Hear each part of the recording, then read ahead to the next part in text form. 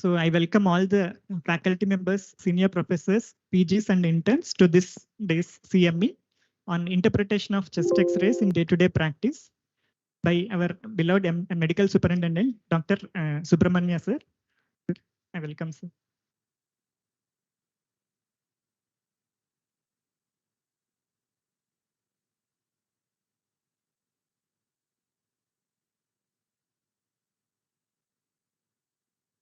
Dear friends, thank you very much. Let's get into the science.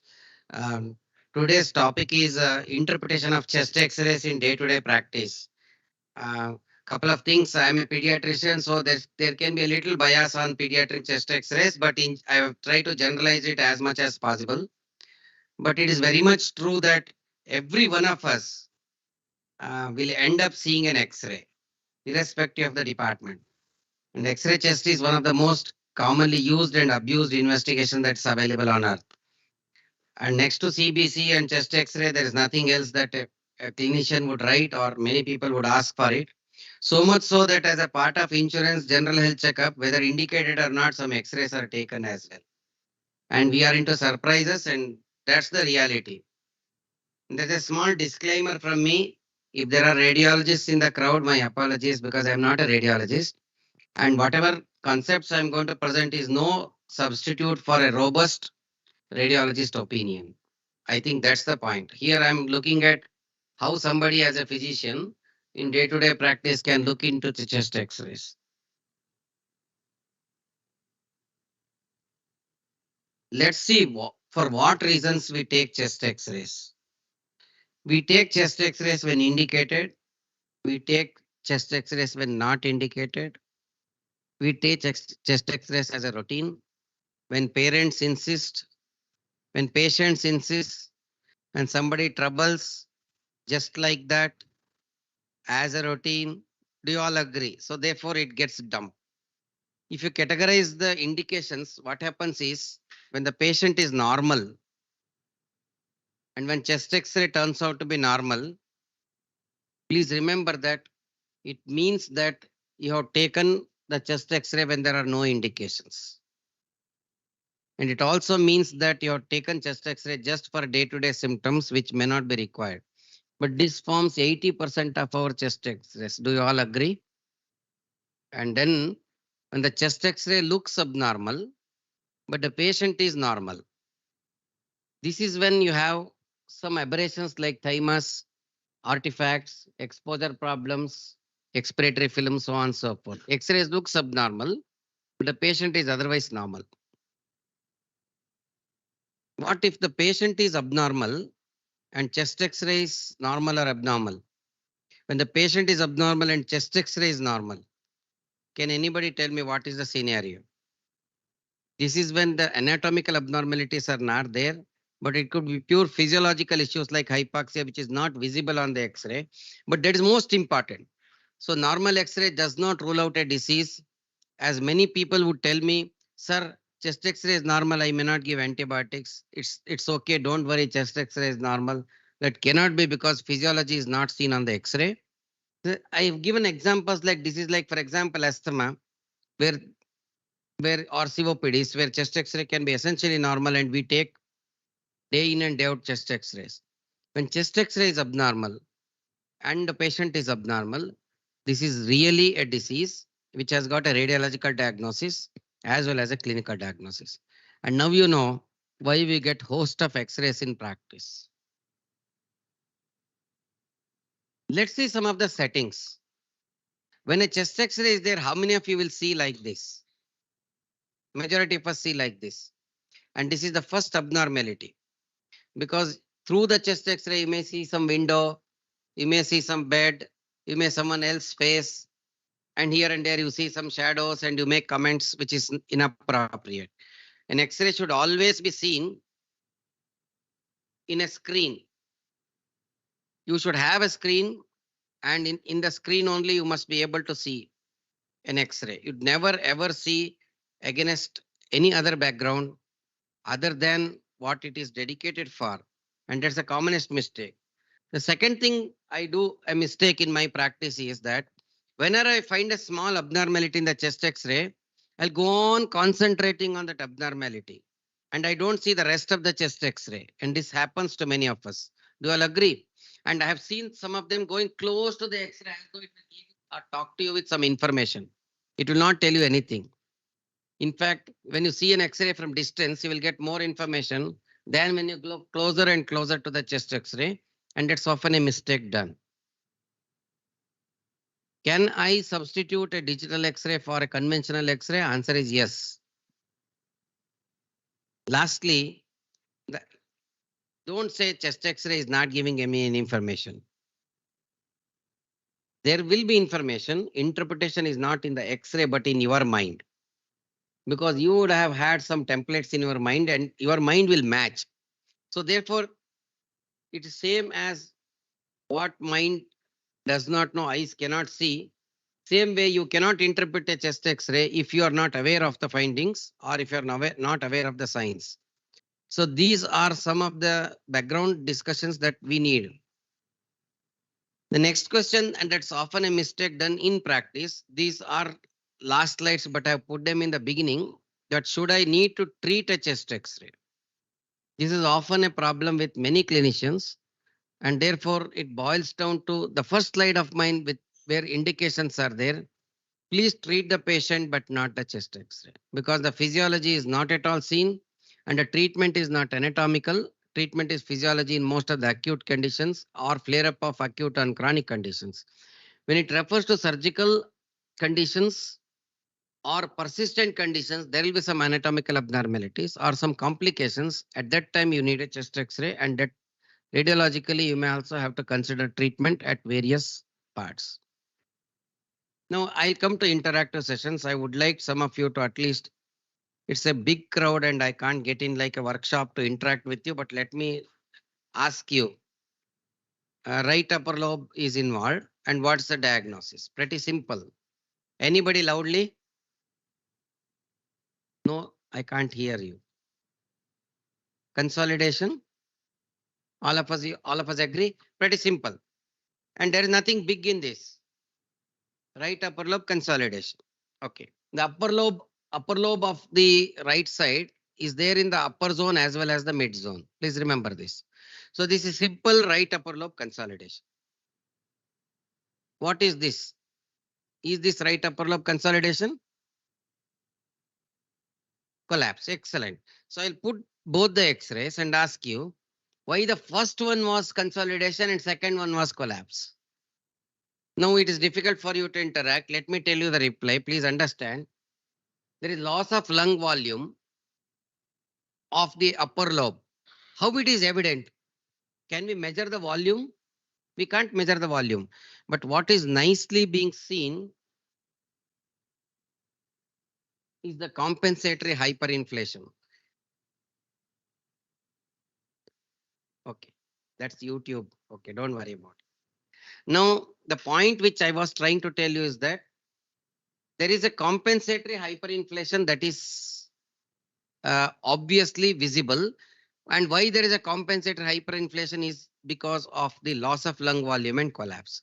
So the point here I wanted to tell you is that the right upper lobe shadow doesn't speak, while the compensatory hyperinflation, shift of the fissures, shift of the mediastinum, shift of the trachea, diaphragm, hemidiaphragm, shrinking of the thorax speaks volumes about pull and push.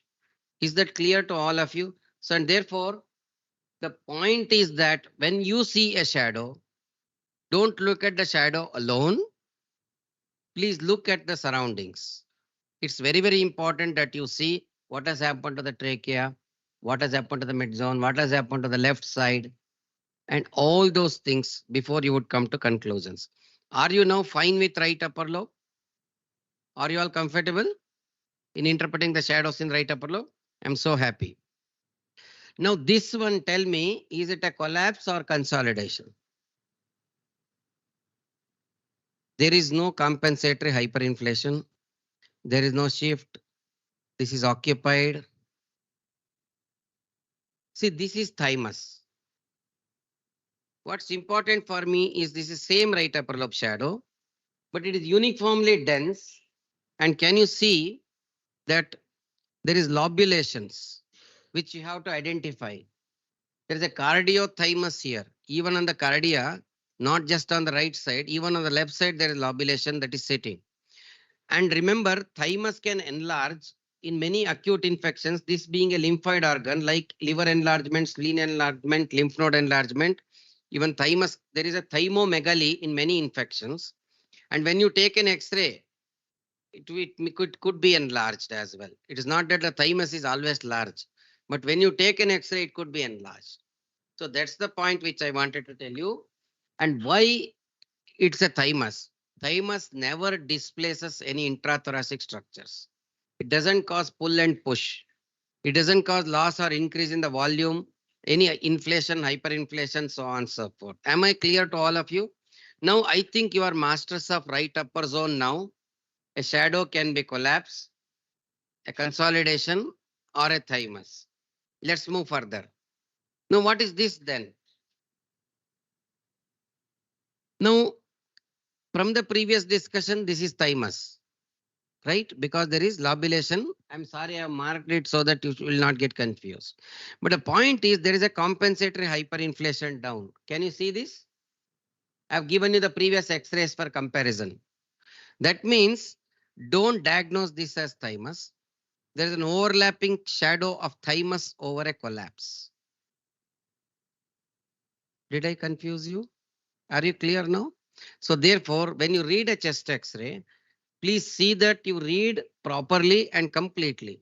Now you have a shadow and you have a compensatory hyperinflation. Therefore, you can very well say, yes, sir, the part that is marked is thymus, probably behind that or adjacent to that, there is also shadow of collapse. Now I'll move further. Now what is this then? I have put consolidation, I have put collapse, I have put thymus for you. Again, there is another right upper lobe shadow. Is it thymus? Now, this is mass. And why it is mass? Because can you see the nasogastric tube being displaced? Can you see that? It's being pushed. You understand? So never ever thymus pushes any of the intrathoracic structures. So it is very obvious that whenever you get a shadow, please look at the shadow, look at the neighboring structures, whether there is compensatory inflation, loss of volume, displacement, what is the consistency, what I meant by radio density, uniform, non-uniform. So these are all very, very important findings before you go for interpretation. I think description becomes more important than jumping to diagnosis. And incidentally, if a patient has upper respiratory tract infection, and if you have taken an X-ray and there is thymus, you feel that this is a lower lobe pneumonia, a lower respiratory tract infection with right upper lobe pneumonia. You understand? There will be fever, there will be cough, and you will try to treat it. That should not happen. Now I have put all the X-rays that I have discussed for you. This is consolidation. This is collapse. This is thymus. This is mix of the two. And this is none of the above. In the order of rarity. The last one is much rare. Most commonly you will get consolidation. You may not get these textbook descriptions in practice, which I agree. But it is possible to do some interpretation. Can there be varying degree of collapse and consolidation? Yes, there can be an amount of collapse in a consolidation, and a collapsed lung could also have consolidation. So you may have some kind of mixed picture, but you need to be careful in interpreting. Let me go to the next step. What is this now? And I'm coming back to upper lobe. Can you see collapse margin here, right? There is a compensatory inflation, which I agree. But the patient is too dyspneic for the given X-ray. Actually, what has happened here is we have missed another collapse here. I don't know whether you can appreciate. Let me move the cursor. Can you see down? Can you see that shadow, which is lower lobe collapse?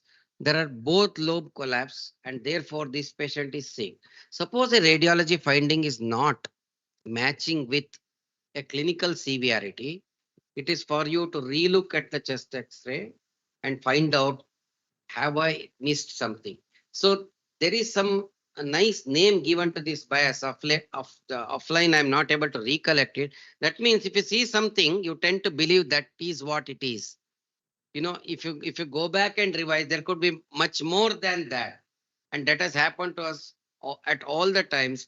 And don't get biased, and a finding should not stop you from exploring further. Do not stop reading an X-ray when you get a finding. That's an important message, and that's when most of the pitfalls happen.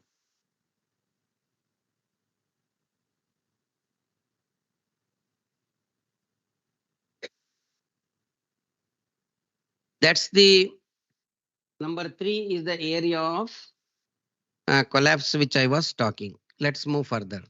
Now, what is this now? I have finished with right upper zone. Is this now consolidation, collapse, any of those things which I discussed? All of you will obviously tell me it's pleural effusion. Agreed? Fantastic. I'm very happy because I'm not going to ask you. But my question doesn't stop here. What is this then? Is this effusion? Okay, I'll put both together for you.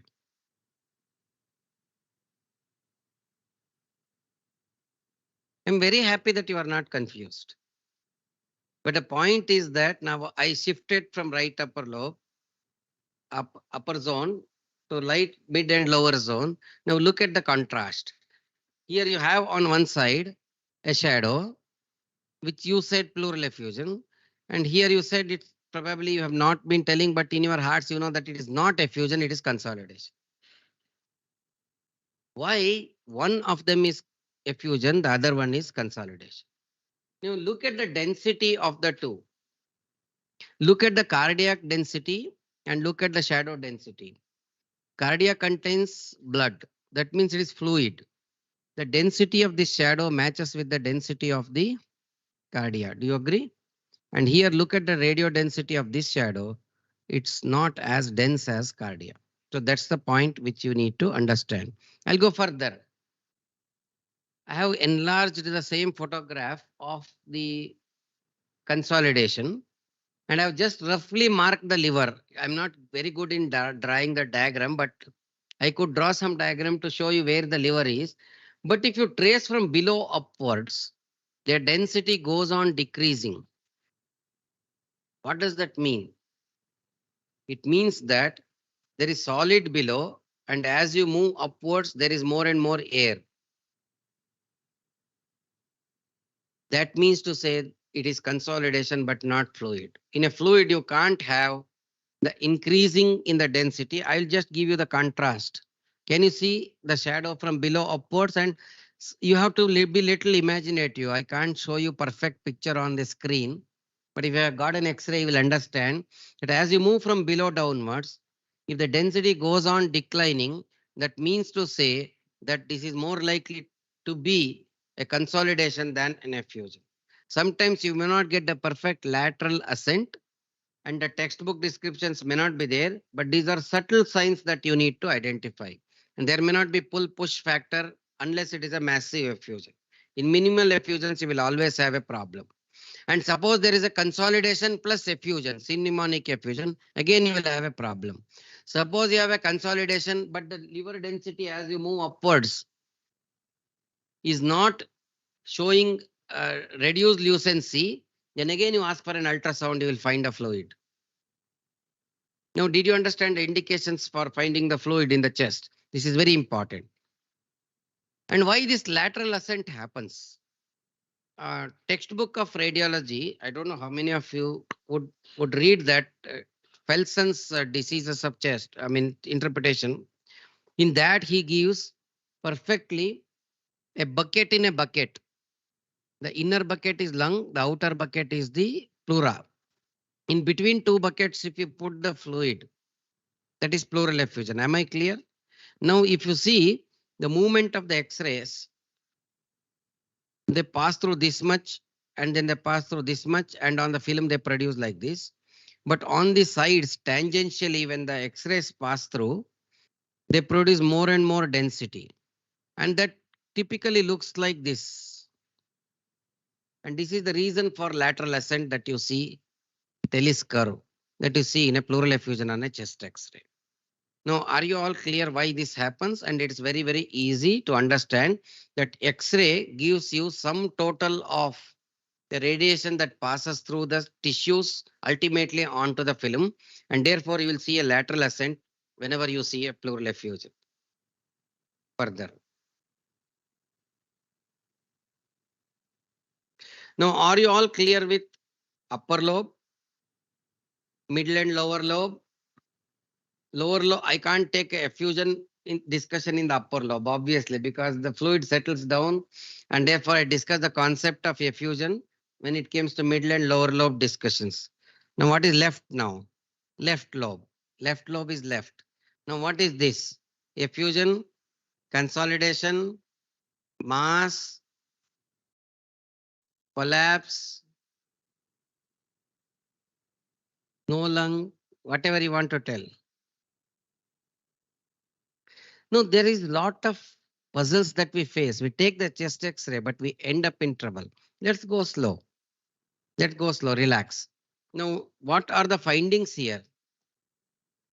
Now, I just gave you the comparison of the previous one, density. You compare. You see the fluid density, air plus fluid density that you saw in the consolidation. This is air plus fluid radio density. This is the fluid density.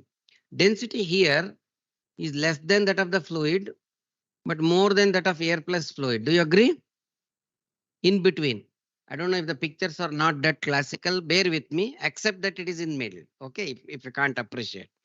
But the point which I want to tell you, it's not fluid, not air plus fluid, then it should be solid. Therefore, it is a mass. Sir, can this be effusion? I have seen so many unilateral hypertension. Can this be effusion? Anybody for effusion for this? Unilateral effusion pendulum collapse. Excellent. I'm very happy, boss. Now look at this.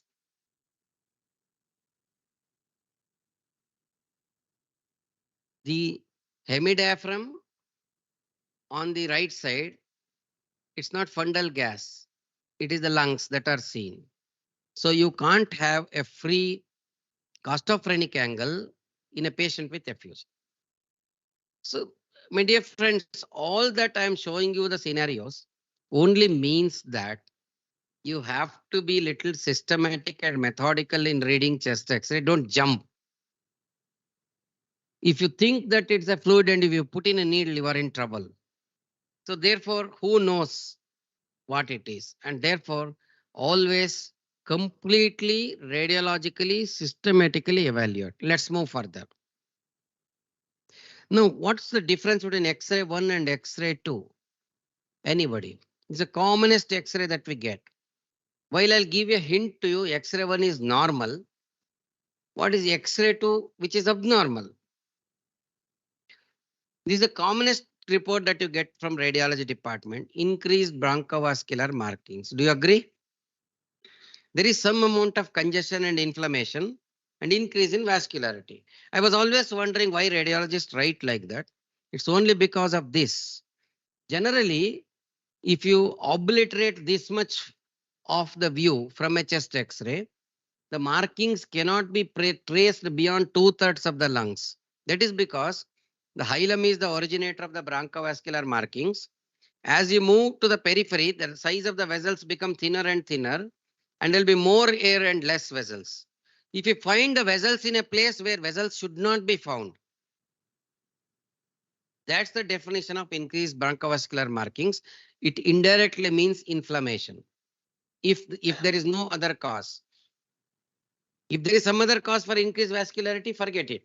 But generalized bronchovascular markings is the commonest finding in viral infections. You remember this? There could not be any other finding on the chest X-ray. It is often dispatched as normal chest X-ray. Now, will you all next time when you get a chest X-ray, will you blind that 2/3 and see? I cannot give you this diagram every time. You must be able to blind yourself for the 2/3 and see the remaining 1/3 and find out. Now, if you ask me, sir, is this 2/3, 1/3? It's a thumb rule.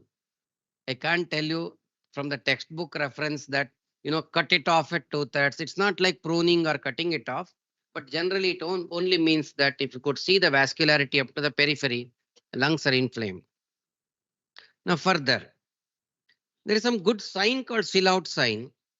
And if two anatomical structures are in continuity, the shadow appears united. If they're not in continuity, it appears united, but it is overlapped. Now, is this man is holding the plane?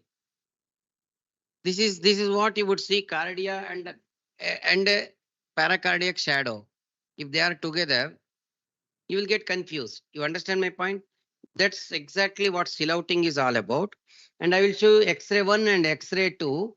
In X-ray 1, there is a consolidation and right cardiac border is not seen. It is silhouetted.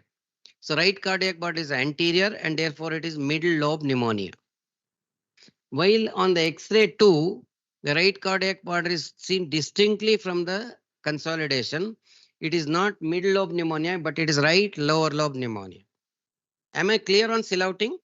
You can have silhouetting for arch of the aorta, descending aorta, and various structures. If whether the shadow is in anatomical continuity and in the same plane or not. If it is in the same plane, it gets silhouetted. It's a French term. Don't worry about the term, but worry about localization of the lesion or three-dimensional interpretation of a two-dimensional X-ray. Further, what are these two X-rays?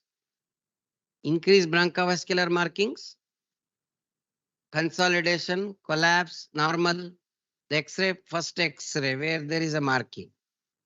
You feel that is not increased bronchovascular marking. Do you agree? You have seen this X-ray in your ICUs. And somebody on ventilator. Somebody too sick and hypoxic. Can you tell me the diagnosis now loudly? ARDS. And why that is not pneumonia but ARDS? This is very, very important. Now let me take you and look at the shadows.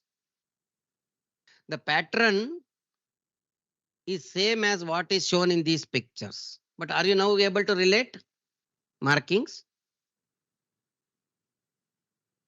That is not following the pattern of this tree type of pattern, which is followed in vascular markings or along bronchograms. It doesn't follow the bronchogram vascular pattern, but it follows a lace type of pattern, reticular pattern. It's very, very easy. And now you know that patient will be hypoxic while this patient will be toxic. And it's very, very simple, but you need to apply a little more to diagnose. Now, are you all able to now differentiate an interstitial shadow from a parenchymal shadow? Interstitial means along the lines of interstitium, there is spread of fluid. Now, I'll go further. Now, tell me the difference between X-ray 1 and 2. X-ray 1 shows some patchy things. Don't worry about the diagnosis. I'm worried about concepts. Look at the X-ray 2. Are you not feeling something more darker is there in the chest X-ray 2? Little more darker shadows are there. Okay. If you don't understand, I'll put the round shadows. Please concentrate on that shadow areas only. Number 1 is a parenchymal lesion. Number 2 is an interstitial lesion. And number 3 is air. What happens in pure parenchymal diseases? Air cannot enter through the airways. Whereas in interstitial diseases, pure interstitial diseases, airways are patent. And they reach up to the smallest zone. And therefore, they produce double contrast. And what you are seeing in X-ray 2 is double contrast of the airways that can pass through the shadows. And therefore, the shadows appear more prominent. Don't worry if you don't understand, but let me at least assure you, get this picture in magnetically being printed in your minds. This is how an interstitial shadow would look. That's how an alveolar or parenchymal shadow would look. In a given X-ray, There could be all of them. One parenchymal, one vascular, one interstitial. That can happen because it is not that the pathology should read textbooks and get radiologically printed. And you may have a parenchymal involvement, you may have an interstitial involvement, you can have both of them, or can have some inflammation somewhere. The different parts of the lungs could be in different stages of inflammation and deterioration. Now, what is this now? This is exactly what I told you by a mix. Can you see a mix of interstitial and parenchymal involvement now here? After you have seen those two X-rays, are you able to see the mix of the two? You will agree? That's important because this patient will not respond to a treatment that you would otherwise aim for only parenchymal disease. You have to take care of interstitial element as well. Further, what is this X-ray? Most of you will tell me the diagnosis. Loudly. Miliary. I'm very, very unhappy because you said miliary. You should have told me, sir, this is purely interstitial shadow. The milias appear not because they are milias, but because of the air contrast around the milia. And it is a heterogeneous spread of the tubercles, that nodules that you see, small nodules, that makes it miliary. Are you all clear? Now you are all familiar with a miliary shadow and therefore you are quickly. So therefore, an interstitial shadow can be reticular, nodular, miliary, etc., which is exactly what you can see. I'm just giving you a small contrast between an alveolar shadow, how it looks like, versus the interstitial shadow, how it looks like. Further, these are the patterns of interstitial involvement. Sir, why you are talking so much about interstitial involvement is simply because most of us take X-rays in very sick patients and we miss the element of interstitial involvement and therefore we don't treat them properly. And according to me, the most common cause of death is lack of recognition of interstitial involvement. But for physiological definitions of blood gases and other things, you would miss even a radiological finding and you don't come to the diagnosis. So you can have a linear, reticular, nodular, or reticular nodular patterns. I will show for you. And a good example of an interstitial shadows are these curly A, curly B lines, but curly C lines I have not shown you. These are typical features that you see when there is seepage of fluid in congestive cardiac failure. There's again an interstitial shadow. Further, now just observe the interstitial shadows for your memory. This is reticular. Agree? Focus, don't focus on the lungs, focus on the pattern. That's why I've given the pattern for you. This is nodular. Agreed? Excellent. This is reticulonodular. I mixed the two. Excellent. This is interstitial nodular plus miliary. This all can happen in diseases like tuberculosis and others. Don't worry, it's not only tuberculosis, but you must recognize all these patterns. Now you could see a ground glass sometimes. The one on the left is a normal chest X-ray. The one on the right side is a typical ground glass, and I've put the ground glass also because you read in a textbook, sir, what is ground glass? I have not seen. That's how the shadow appears. This is typical pneumocystis carinii pneumonia, which can produce ground glass appearance. But you need to be familiar, otherwise you won't pick them up. Now let's move further. What are these two chest X-rays? Normal, abnormal. Now you are confused. The most difficult X-rays in practice are normal chest X-rays. Understand, both are normal chest X-rays. The one on to my right is a pediatric chest X-ray. One on to my left is an adult chest X-ray. Could you see the difference in the thorax? It's very, very important. Therefore, the child is a compromised adult as far as its thoracic volumes are concerned. Should read the X-ray in a very systematic manner. Why you should read in a systematic manner? Because I've told you how we can miss various things and rapidly diagnose out of impulsivity. You must track down. You have your own way. But this is the way I suggest, like the air, how it goes. Trachea fine, then cardiac borders, cardiac width or the diameter, cardiophrenic angle, both hemidiaphragms, costophrenic angle, lower zone, mid zone, upper zone, defined by anterends of first two ribs, anterends of next two ribs, and they're down. So it's very, very important for you to classically approach an X-ray. If you have a lateral, it's very easy for you. The one with the yellow arrow marks shows that normally the lower lobes have more air. So the spines are well visible. If the spines are not well visible, that means there is some pathology. Sometimes you can pick up effusions better on the lateral X-ray. And that's exactly what can happen. Now here the spine looks same as the spine of above. That means there is a thin consolidation in the lower lobes, which is very, very important. Otherwise, in an anterolateral film, anteroposterior film, you can label it as normal, which often gets missed. So this is hidden area behind hemidiaphragms. Where is the coin? It's very easy when you take a lateral. Now, if you look at the phases of respiration, you would realize that in inspiration, the chest comes up and you would see anterior ends of 6 ribs. In expiration, it goes down and you will see only 4 ribs. So therefore, the one lower down is an expiratory film and one up is an inspiratory film. Is that clear to you? It is also visible by volumes. That has more air and this has less air, and the cardia is wider. It sits down, the cardia, and apparently cardiomegaly is diagnosed.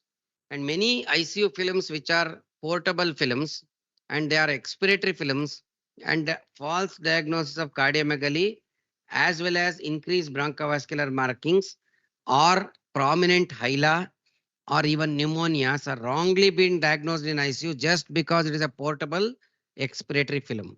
Please be careful. Don't diagnose perihilar, parahilar shadows unless it is a classical PF film. Rotation is very, very important. And what it also means that in a rotation, the clavicle becomes closer to one or the other spine.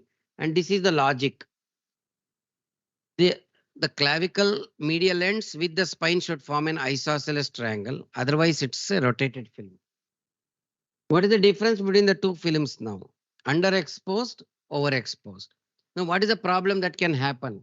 In an underexposed film, you can miss a collapse. It is the same X-ray, but after proper exposure. And in an overexposed film, you can miss a thin pneumothorax. You may think that you have done a chest X-ray, but you should look at the exposure. Now, let me come to the difference between two X-rays, especially when it is portable. You are likely to miss. And most of the portable films are AP films, while the conventional films are PF films. And can you see the difference? The clavicles will be thrown up in an AP, whereas they will be down in a PF film. It's very simple. What is this X-ray? So difficult. I talk to you so much, but this is real life.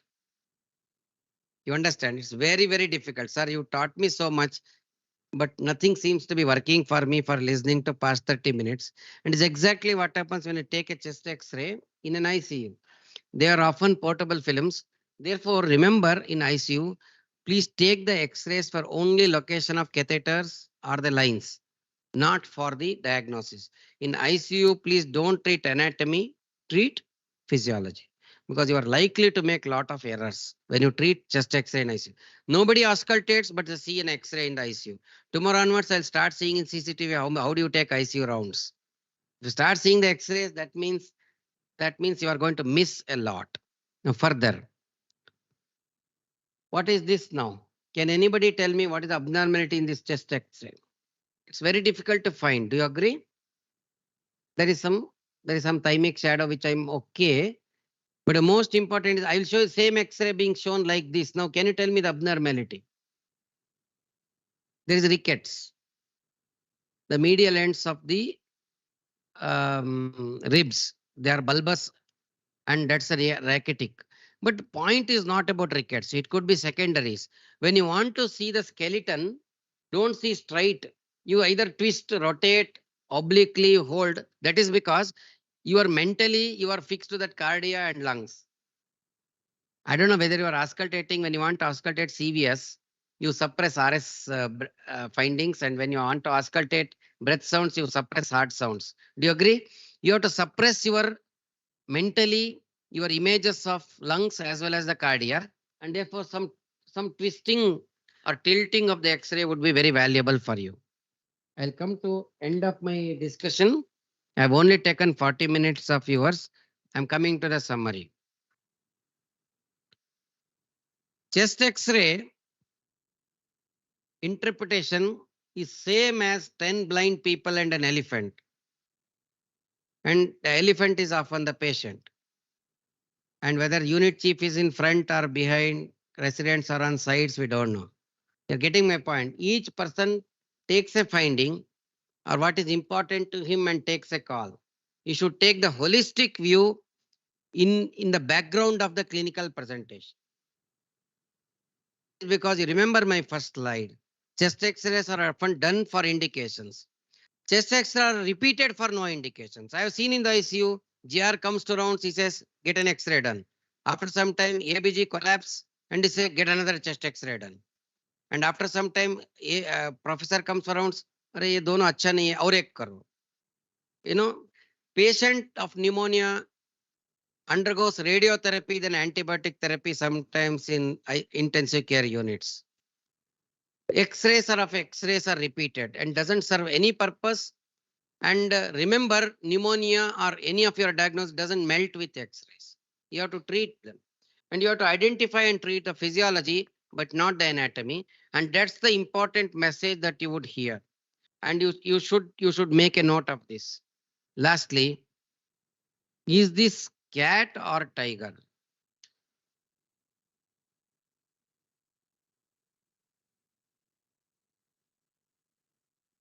The message is that sometimes X-rays are inconclusive. Relax.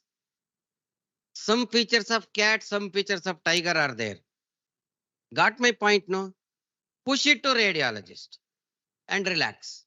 So when it comes to day-to-day practice, don't be very egoistic telling that I will take a call on the X-ray. Don't hesitate to reach out to a radiologist to take his opinion. And that should be your priority. Am I clear to you when to refer to your radiologist? When you're caught between the cat or the tiger, you have to seek the radiologist opinion. And this is very, very important. But what radiologist will do? He will say it from this side it looks like cat, from this side it looks like tiger, correlate clinically. Correct? No. Please send this tiger to his room and tell him correlate radiologically. Give all his clinical findings back to him and ask him to correlate radiologically. It's very, very important that the findings or the best of the patient care doesn't happen because of lack of conversation between a department of diagnosis and a clinician. And so I see Ramaswamy smiling.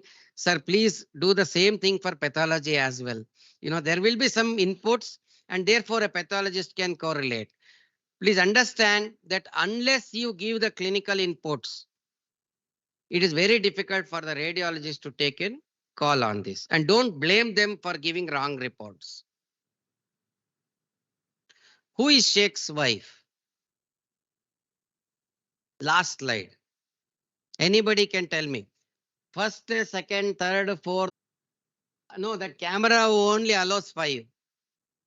Now, the issue here is, while there is so much of discussion on Sheikh's wife, huh? Okay. Now, the issue is, just listen to me. I'll give you the diagnosis. Who is Sheikh's wife? Only Sheikh knows. Why you are trying to answer? Do you agree? And why Sheikh knows? It is because he has taken history and did clinical examination.